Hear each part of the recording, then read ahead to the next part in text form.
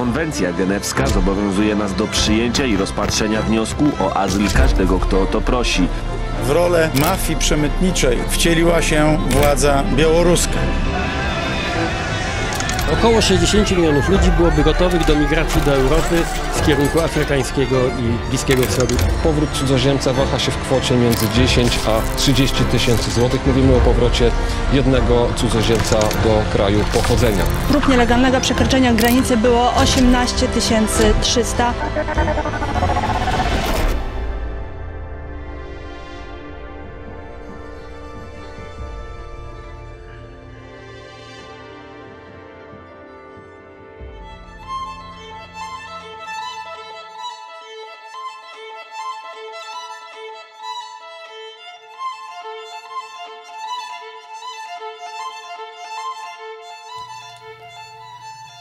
Ułatwienia w uzyskiwaniu wiz do Białorusi otworzyły nowe możliwości podróży do Europy. Na nią decydują się m.in. osoby przebywające w Iraku albo w Libanie. Przez Stambuł czy Dubaj, po prostu samolotem, w ciągu kilkunastu godzin dostają się do Mińska. Stąd próbują przekroczyć granicę Unii Europejskiej.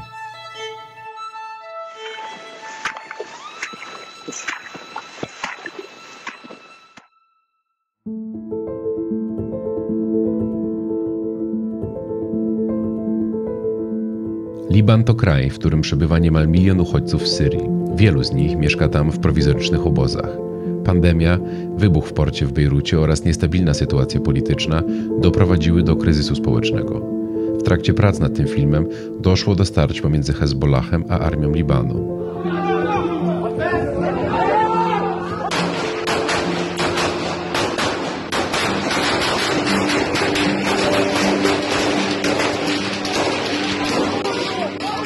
Prąd bywa dostępny tylko przez kilka godzin dziennie. Waluta obniża swoją wartość, brakuje miejsc do pracy. Dziś nawet Libańczycy decydują się na uchodźstwo.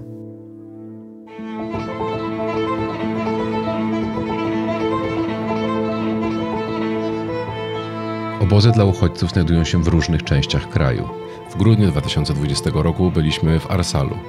Dziś udajemy się do Doliny Beka, 60 km od stolicy Libanu i tyle samo od Damaszku, stolicy Syrii.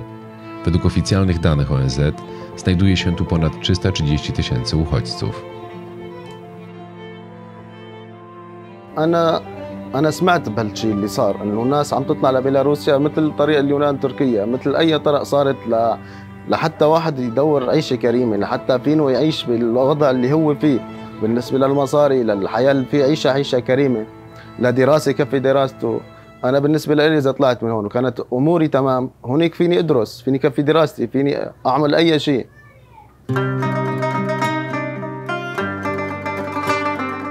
اللي صار هون ما فينا ولا 1% من الضيقة اللي صارت على كل شخص بشخص، وأنا كشخص مسؤول عن 6 أشخاص ما فيني كنت لا أقوم فيهم ولا أبدا. الشخص بده يتحمل أسبوع أو شهر أحسن ما يضل يتحمل 10 سنين. أنا 10 سنين بركتهم هون غصب عني. أنا من زمان بال 2015 أو قبل مثل ما شفت هالناس طلعت هلا أمورك مو تمام فوق التمام أكثر من التمام كمان. سمعت تركيا وسمعت غيره لك حتى كنا بدنا نطلع على أي منطقة بالبقاع الأرض كلها لحتى فيني روح وأخلص بس من اللي أنا فيه لحتى أحسن معيشتي. عندي أبي يعني الله نحكي أبي عنده عملية عيونه بسبب الشغل وبسبب الوضع اللي أنا فيه ما فيني أعمل له إياها. والناس اللي طلعت أنا فيه كتير ناس بعرفهم وحاكي معهم فيسبوك وماسنجر وغيره تعذبوا يوم و3 و4 و5 عن طريق بيلاروسيا ووصلوا بولندا ومن هنيك طلعوا مو 1 ولا 2 و10 وآلاف. من هون بتكلف من هون مع تكت مع جواز سفر بدي أعمله قريبة 6000 من هون لبيلاروسيا. عائلتي وأشخاص قريبين لإلي عندهم أمورهم تمام هون وبرا البلد، يعني بشكل عام بالاتحاد الأوروبي عندهم أمورهم تمام صار لهم 5 سنين. في إلي قرايبي هونيك طلبت منه إنه يساعدني وزلمي قال لي مش مشكلة بس بلشت بالوراق بعطيك. وفي ناس إلي هون بخصوني عندهم يعني من العيلة وبرات العيلة. نحن ما عندنا، أنا بالنسبة لي ما عندي ولا 1% ولا دولار واحد دين، كله دين ما عندي أبدا أبدا أبدا. احنا هون من 2016 وعندي ابني لازم يكون هلا صف اول ما عم بيروح على المدرسه يعني نهائيا.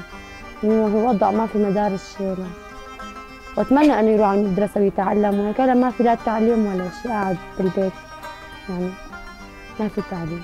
يا ريت يكون في تعليم، إنه الوضع ما في يعني إنه نقدر نحطه بالمدارس أو شيء، وما في مدارس يعني.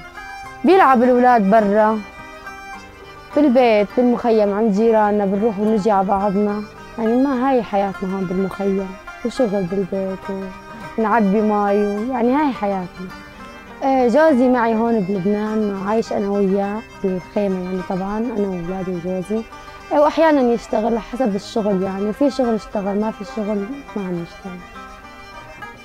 جوزي أحيانا يشتغل لأنه ما معه أوراق، أول شغلة إجا من سوريا خلصة، ما معه لا هوية ولا دفتر جيش ولا أي شيء معه، إثباتاته كلها ضلت هناك. وما في يعني بعد أكثر من هالمنطقة هون حوالينا ما في يطلع لأنه ما معه أوراق ثبوتية، وحسب الشغل يعني. والسوريين بس تيجي تشتغل ما حدا بيشغله، وأنت سوري وأنت هيك، ما حدا ما بيشتغل يعني. والله يا ريت نسافر، أتمنى إنه نسافر أحسن ما نضل هون يعني. أولادي اللي عم يتعلموا أكل مثل العالم يعني، ما عم تاكل الأولاد يعني، ما عم تتغذى. نتمنى السفر يعني، الحل الوحيد هون بالسفر يعني، الواحد يسافر.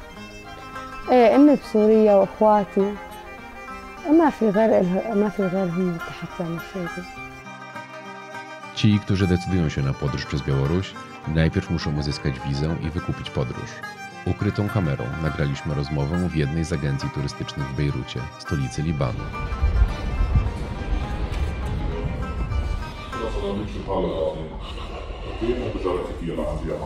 Bonsoir. كيفك؟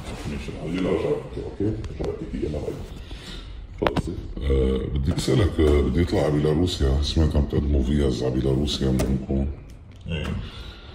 فيني اعرف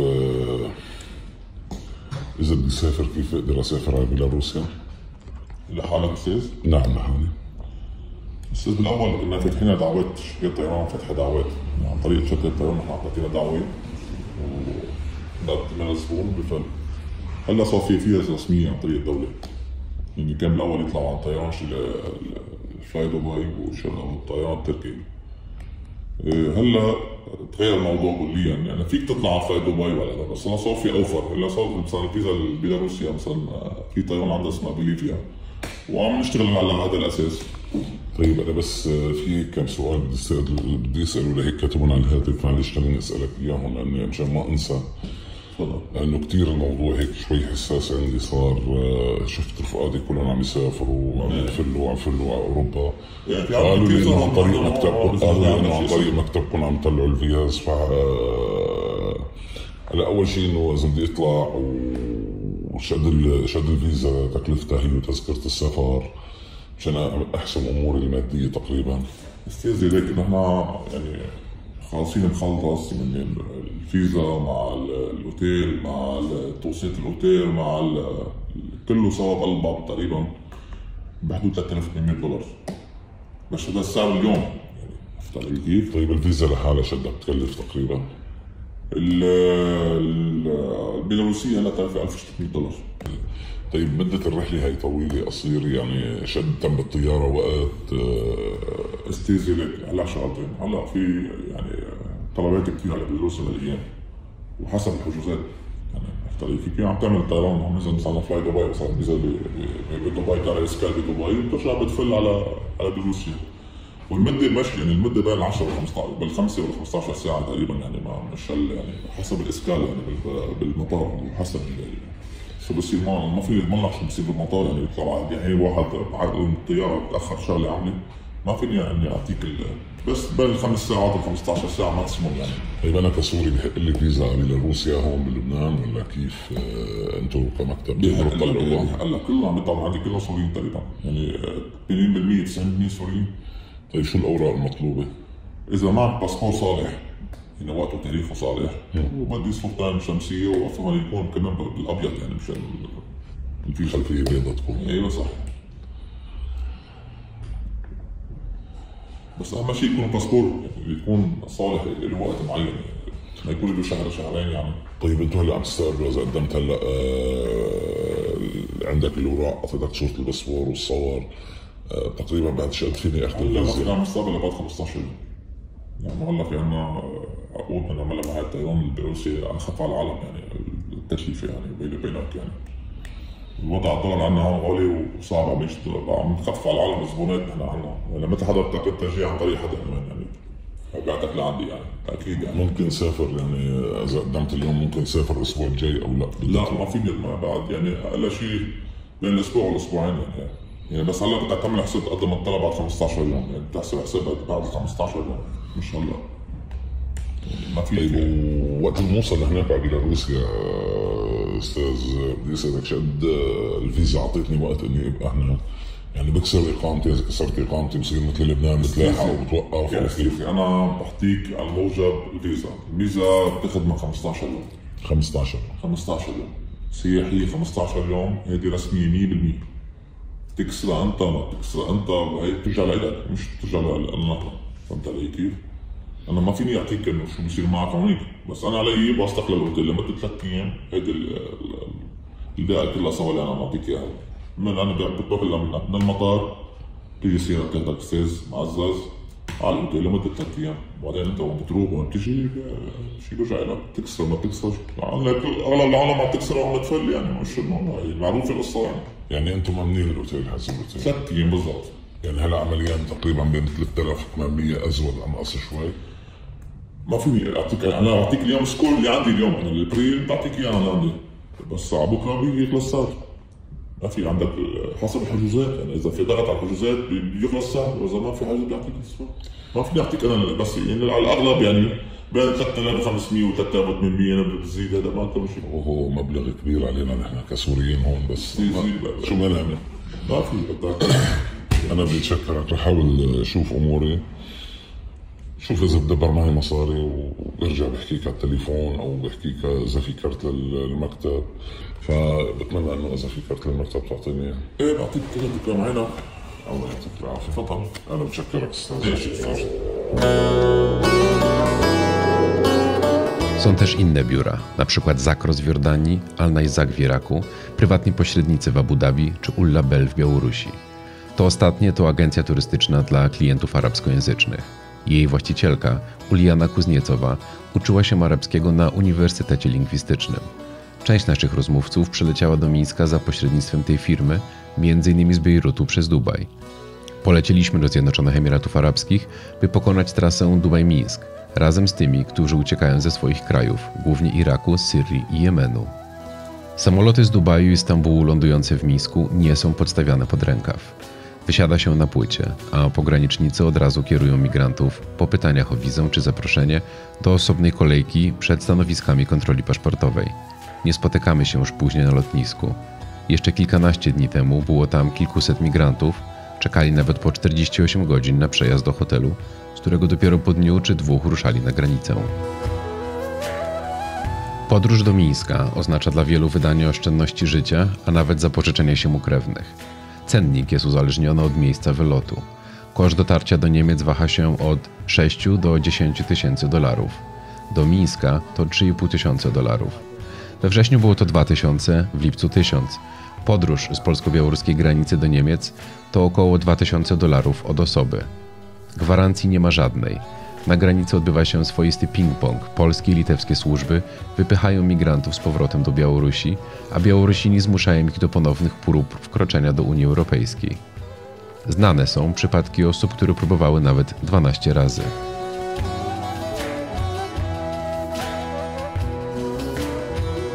Od początku 2021 roku na Litwę przybyło ponad 4100 migrantów z Bliskiego Wschodu oraz Afryki Środkowej. Prawie połowa z nich pochodziła z Iraku i podróżowała samolotami z Bagdadu do Mińska. 200 migrantów przybyło z Demokratycznej Republiki Konga, a 131 z Kamerunu. W całym 2020 roku odnotowano tu 74 nielegalne przyjazdy, a rok wcześniej tylko 37. Litewski rząd, którego niepokoi liczba migrantów, zdecydował o rozpoczęciu budowy muru wzdłuż granicy z Białorusią.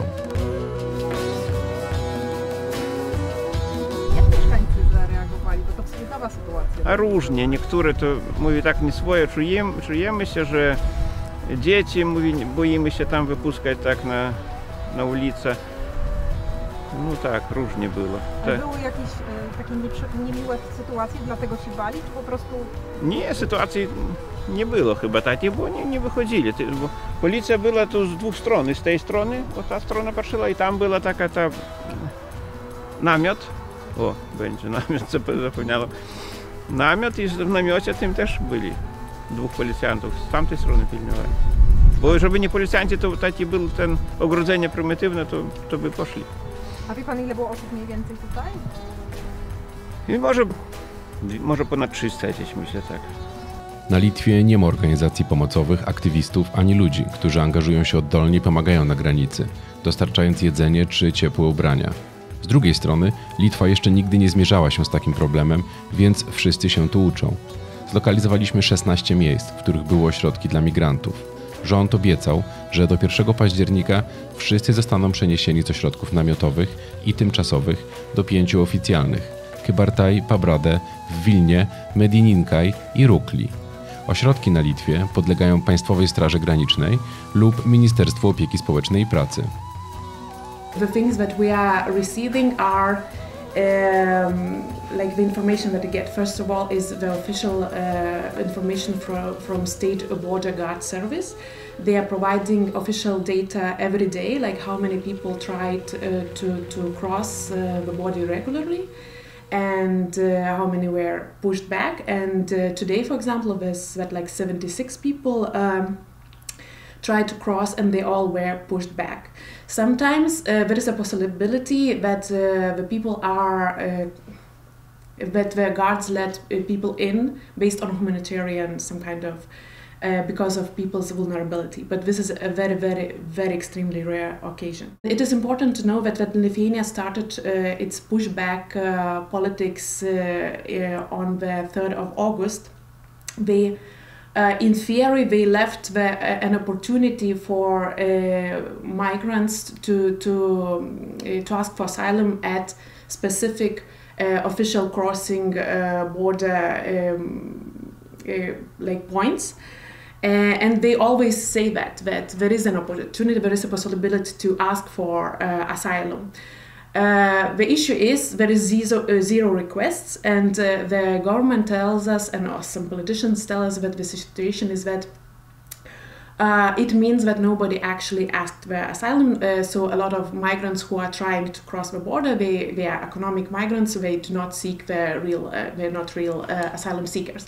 However, it is important to know that we have 600 kilometers border with Belarus. There are only several international official crossing points where migrants can officially apply. And one can imagine if you are like 50 kilometers next to the crossing, you are somehow at the cross the border in Lithuania, and you are 50 kilometers away from this crossing point. And this has actually happened a couple of days ago, because we received a distress call from 4 people from Syria, 2 women and 2 men, and they are asking us for help, and we are like looking at the map, could they access somehow the crossing point, and there are 50 kilometers. And I tried to walk there for, it is really not the road you can travel, especially if you are at night, it's difficult to orientate so on. Before the 3rd of August, when we started the pushbacks, all people who crossed the border were taken by the guards and given an opportunity to ask for asylum. And now at the moment we have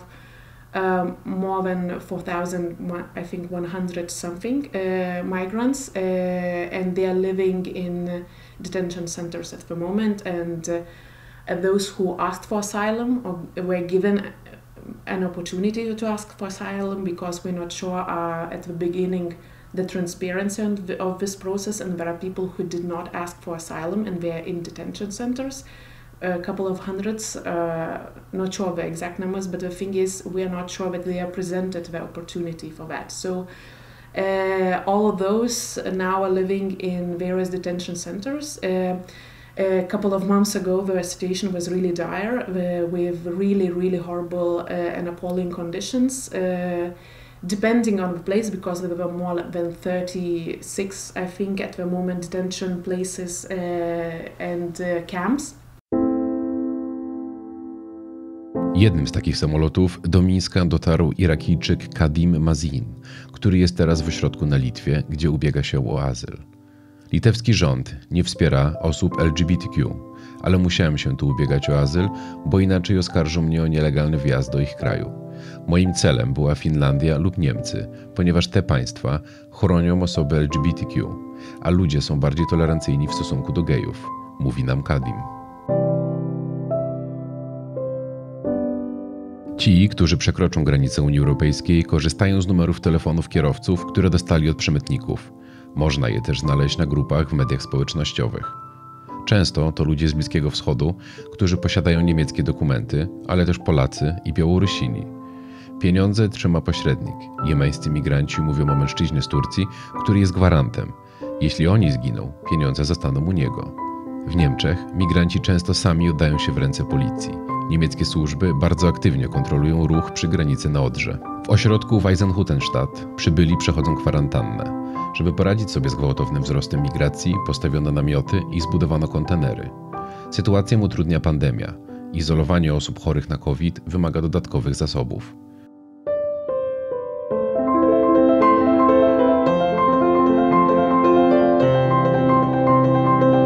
Warunki są dobre. 3 posiłki dziennie, opieka medyczna. Przebywający tam mogą w każdej chwili opuścić ośrodek. Zostają z własnej woli, żeby rozpocząć procedurę azylową. Drop us after the bridge. There is a bridge. Yeah. Railway bridge or the walking. Frankfurt. Yeah. They said if you want to go to Berlin, you have to pay 175 euros. 175. Yeah. 1,750. Okay, per person. Sorry. Yeah, per person. We said we don't have money, and we deal with you to Berlin. He said no. If you pay, it's okay. If you didn't pay, just go off. 2 of my friends pay. He took him to Berlin. By car to Berlin. Yeah. And the rest of you were left and here. He dropped us after the bridge, and we walk, and we were 3 days without water. So we called the police. In Germany. The German police come and took us to the police station. They give us food, water. Clothes. Yeah. And then the next day they give us here. And my friend was sick. They took him to the hospital. They treat him. Then we come to here. No, I live in Yemen until 2018. Then I travel to Malaysia. There I work, but my visa will end in the end of this year, and I can extend. Yeah. And why did you leave Yemen? Because I am from Taiz, and there is a war. You can't study. You can't do anything. After 9th grade, they took you to the army. You have to go to the army, or they kill you, or go to the prison, or you have to pay more than how much? $10,000, like this. Not to go to the army. Not to go to the army. Okay. And your family is where? Family is in Taiz. In Yemen. In Yemen. Yeah, in a city called Taiz. Yeah, we hide there. We hide. Okay. Yes, we hear some Polish at night with their dogs, but we run into the forest inside, but okay. And was it the one person that you were in contact all the time, or was it different people? No, it's like a group, 3-4 people. And in Belarus as well? In Belarus also. They have people in Belarus, they have people in Poland, even the people in Russia. Okay. They manage everything. And the driver that took you from the border, was he Polish? Yeah, he was a Polish. He was a Polish guy. Yeah. So you spoke with him in English? Yeah, I speak with everything. Did he tell you anything about what to do? Nothing else. I just tell her stop from gas station because we are very hungry, we have kids and women, no water, no food in like 3 days. He stopped on the gas station, I give him money, he buy stuff for us. So you didn't leave the car, you stayed in the car? I stayed in the car, yeah. Okay. Only one person is gone. My clothes was clean. I clean myself, I come down. Okay. I buy something. Okay. And the other people in the group traveling with you, they had dirty clothes, so they couldn't get out from the car? No. Okay. And where did they leave you? before Germany? Where did they let you out? Where did they let you out of the car? It was like near from the bridge. Okay, so you didn't have to walk a lot. No, it's like a 20 minute maximum. Okay. Yeah. But was it in the city or outside of the No, city? it was in the city. Yeah. In the city. Next from train station on the bridge. Ah, okay. Okay. You're from Frankfurt. And you crossed the train bridge? Yeah, I came to front train station by side street. It was next to it was a helping side street. We come down on the train station. After that, we walk like a 20 minutes. That's like a national park. And it was during the night? Yeah. Okay, and you crossed the railway bridge or the regular bridge? Railway bridge, big one. Railway. Bridge, yeah, it was. I don't know what to say. Okay. And how long it takes you to cross the railway bridge? 20 minutes maximum. 20 minutes maximum. And after you crossed it, the police came? Yeah, in police control it was everywhere. So They came quickly? they came quickly. Okay. Okay. And you came on, do you remember the date? Like 5 or I don't know exactly. I can't remember. But you've been around... 1 month ago before. 1 month ago. Yeah. Okay. And for this, you may answer, like, please answer, but if you don't want us to publish that it was you, it's fine. I remember you were saying that you didn't stay in Germany for initially. So what was your goal? Where did you go? Before I went to go to British. Okay, I went to press to most of them, they are coming to here, they want to go to British. They want to France, after that they go to Calais or Dunkirk. They cross the border from the small boat, the matter or back of the truck. And is this organized by somebody as well? Yeah, also it's organized like a Kurdish, Arabic, Afghani, there's a lot of them. And to get those contacts, you are in contact with those people the same that took you from Belarus, or is it something? No, it's a different. Okay, so you also have to know. You have to also know. You have to go to by yourself to Dunkirk in jungle. You have to ask them where is that guy. That guy give you your name. After that, they give to you. You go to pay for them. Okay, and you've been there. Yeah. Okay, and what happened? Why did you come back? I couldn't go because it was the weather was very very bad. It was raining in jungle. You can't stay with the family. It was very very cold. It was raining. There's no place to stay in family for family. It's very very hot. And how much did you have to pay to try to, if you would like to go to England, how much does it For one person, it's going to be like £2,000. $1,000? Yeah, pound. Pound. Yeah, British Okay. pound, yeah. And did you see those boats? Yeah, I think twice. What kind of boats do they use? It's like balloon boat. Like a ponton? Yeah, yeah, it's a balloon boat, but it's kind of heavy. They bring it with a boat, small, in machine. They're gonna put it, they push it by ears. After that, you're gonna have to carry in like half hour. Every people they take care a half hour, you go to beach. They put it in the water, you have to, all people get it. But they give it you safety clothes, everything. Yeah. Okay. I think that's it. Inside this camp, everything was like they organize your documents. They didn't tell us anything here. Now we are going to Munich. So in the beginning it must have been a bit rough. And we've seen people arriving here in a rather rough state. Yeah. Some people even without shoes and pretty run down, not very good health situation. By now this has changed. This is more the exception now, and most people are in relatively good shape, and quite a few have at least a suitcase with them, and so this must have professionalized. That's at least how we read the situation. The federal police picks them up at the border, then they call here. They have basically a processing, how to call it, they have some tents and rooms from us where they process the people. Okay, and so they call.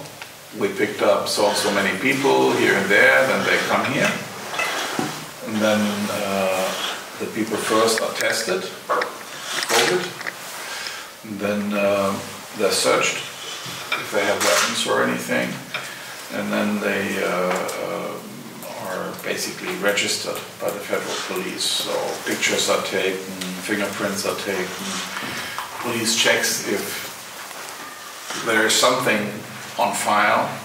We also cross-check the identity. This Dublin process is not very efficient, and it has been invented at a time when there was very little asylum seekers. And in my opinion, it doesn't really make much sense. You see, we have open borders within Europe, and we actually have a free economy in Europe. So you want to have the best allocation of people. That means that people should be free to move around and find their job and their niche and place in life within Europe where they want, right? And where they can feed their families. So I think it's a bit outdated to try to keep them in one country, and it doesn't work. At the end of the day, it affects everybody in Europe, so the Europeans should stick together and put pressure on those that enable this trafficking, because at the end of the day, people are being exploited here. Yeah. Maybe one way to do that also would be to better enable legal migration. Belarus soldiers help us. They help you? Yeah. What did they do?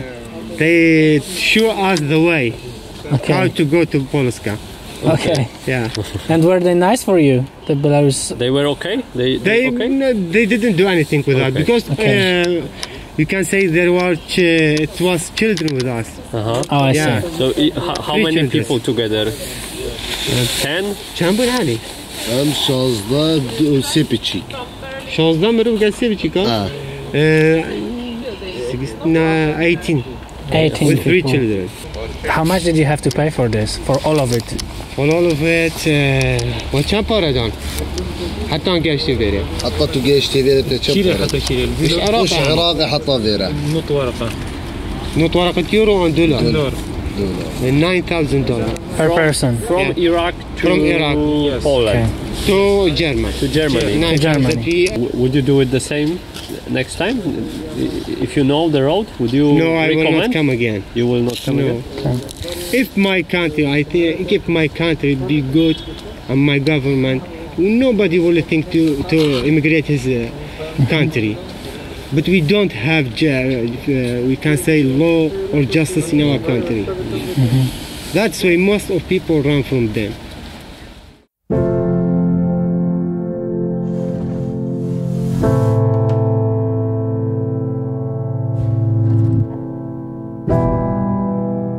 Do połowy października tylko do Eisenhüttenstadt trafiło 1400 osób.